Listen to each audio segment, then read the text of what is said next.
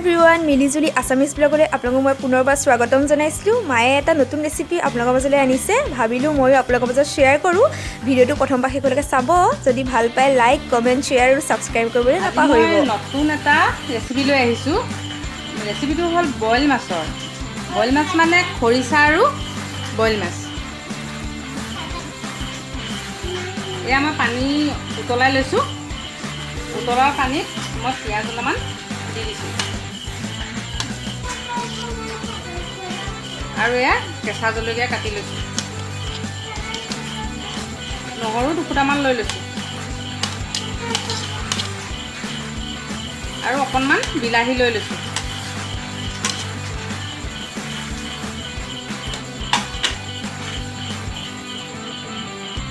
এয়া মই কেঁচা মাছ নিমখ হালধি সানি লৈছোঁ।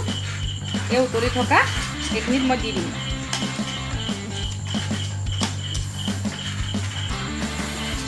আপোনালোকক কেতিয়াবা এনেকৈ বনাই খাবচোন, খাইছেনে বাৰু? ইমান মজা লাগে।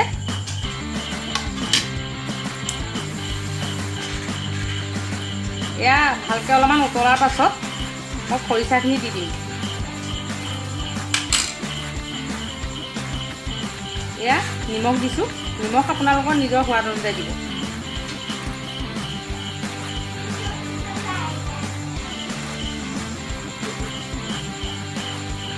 অকণমান কালাৰটো হ'বৰ কাৰণে হালধি দি দিছোঁ। হালধিটো বেছিকৈ নিদিওঁ কাৰণ বইল যে গোন্ধাব পাৰে।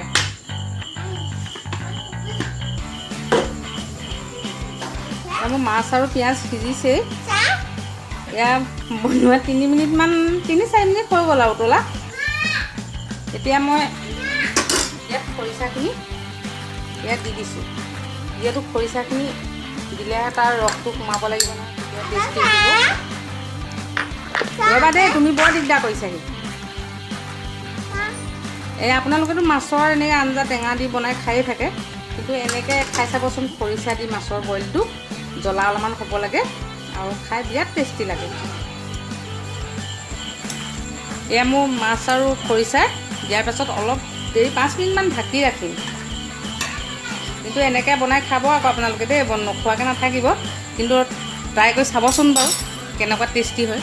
এয়া মই খৰিচা দিয়াৰ পাছত 5 মিনিটৰ কাৰণে আকৌ ঢাকি ৰাখিছোঁ। কিন্তু আপোনালোকে এনেকৈ ট্ৰাই কৰি চাবচোন কেনেকুৱা লাগে। তাৰপিছত কিন্তু জনাব আকৌ দেই, জনাবলৈ নাপাহৰিব। এয়া মোৰ বইল মাছ 5 মিনিট হৈ গ'ল, সিজিলে আৰু এতিয়া মই নমাই দিম। গেছ বন্ধ কৰিছোঁ।